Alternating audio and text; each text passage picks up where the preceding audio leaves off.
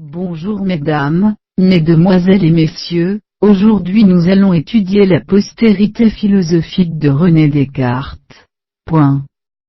Descartes ne se destinait pas à une carrière philosophique. Ce furent surtout la controverse ptoléméo-copernicienne et le procès de Galilée, 1633, qui orientèrent sa carrière vers la philosophie. Les œuvres de Descartes ont été mises à l'index en 1663. Quelques philosophes aux Pays-Bas puis en France ont suivi Descartes, voire cartésianisme. Ultérieurement, la confirmation à la fin du XVIIe siècle des hypothèses héliocentriques grâce au formalisme mathématique élaboré conjointement, par Newton et Leibniz a popularisé la philosophie de Descartes, engendrant une philosophie mécaniste. Le dualisme de substance développé par Descartes a posé des difficultés à ses successeurs. Spinoza explicita une théorie de la substance, tandis que Malebranche développa une philosophie originale sur le problème corps-esprit, l'occasionnalisme, dans lequel intervient la foi. Au XVIIIe siècle, la métrie étant le concept d'animal machine de Descartes à l'homme, mais ce faisant, il s'oppose au dualisme de Descartes. À la même époque, l'Église catholique qui jusque-là se méfiait de son rationalisme, manque de grands philosophes pour soutenir sa cause, et elle fait appel aux méditations sur la philosophie première, 1641, de Descartes pour donner un fondement métaphysique à la religion. Au XIXe siècle, au sortir de la Révolution française, les idéologies saint-simoniennes et positivistes se sont directement inspirées des principes cartésiens. En France, le discours de la méthode est devenu l'ouvrage philosophique le plus étudié.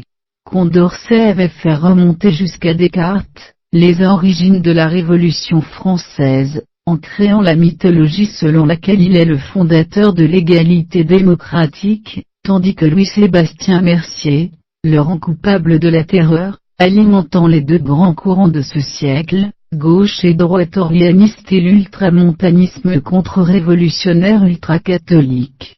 À la fin de ce siècle, il entre dans les manuels de littérature au titre de représentant de la Grande Cause française, comme en témoigne sa correspondance avec Jean-Louis Gué de Balzac. La philosophie de Descartes continue d'alimenter les débats au XIXe siècle. Les auteurs de la Troisième République, comme Maurice Barrès s'opposent Pascal, qui incarne la société de l'ordre à Descartes, vilipendé comme fondateur d'une société révolutionnaire source d'instabilité 70. Seul Charles Péguy parvient à réconcilier le Descartes rationaliste, ce cavalier français parti un jour de si bon pas, et le Descartes profondément enraciné dans le seul français incarnant la race française. Dans l'entre-deux-guerres, Hippolyte voit en Descartes un penseur mondain incarnant l'intarissable bavardage parlementaire. Pour Alain le philosophe du radicalisme, Descartes incarne la liberté de penser, la vigilance de l'esprit et le progrès, considérant que l'esprit maître de l'ordre a trouvé sa place dans le cartésianisme. Dans les années 1960-1996, on compte 4402 publications sur Descartes, dont 1745 dans le monde anglo-saxon, et 1334 francophones. Dans le monde anglo-saxon, les questions qui se posent portent sur le dualisme de substance, le langage, le statut des idées. Les débats français seraient trop étroitement centrés sur la méthode, la systématicité des arguments, et la metaphysica speciali des trois preuves d'existence. André Glucksmann publie Descartes, c'est la France en 1987 à l'occasion du 350e anniversaire de la parution du discours de la méthode et analyse en quoi sa philosophie devrait être considérée, comme représentant de l'esprit national français 73.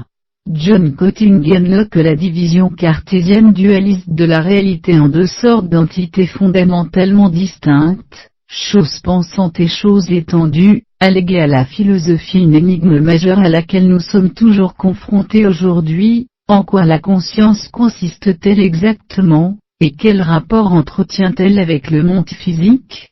Tous les philosophes modernes conviennent, que le problème des relations entre l'esprit et le corps est un casse-tête philosophico-scientifique d'une importance énorme, et que les idées émises par Descartes ont influé d'une façon extraordinaire sur les approches ultérieures de ce problème, pour le meilleur et pour le pire. Selon Jean Baster, Descartes, par des formules telles que nous rendre, comme maître et possesseur de la nature, discours de la méthode, 6e partie, aurait incité les hommes en Occident à se comporter avec une mentalité d'exploitant, et non d'intendant, de gérant. L'homme se serait ainsi fait démiurge, et aurait adopté une attitude prométhéenne 75, le conduisant à une surexploitation des ressources naturelles. Selon Fabien Revol, la philosophie mécaniste de Descartes serait la racine historique de la crise écologique que nous traversons. En effet, dans le dualisme cartésien entre le corps et l'esprit, l'art extensa, chose étendue, est dépourvue d'esprit, et elle n'est définie que par ses mesures physiques, ses dimensions quantifiables, et la position que ces objets occupent dans l'espace, le repère cartésien. Il est alors possible d'appliquer des lois mathématiques pour transformer la nature, et les hommes peuvent se rendre comme maîtres et possesseurs de la nature, avec l'illusion d'une disponibilité infinie des biens de la planète. Les hommes auraient ainsi été poussés à surexploiter les ressources naturelles. Je vous en remercie.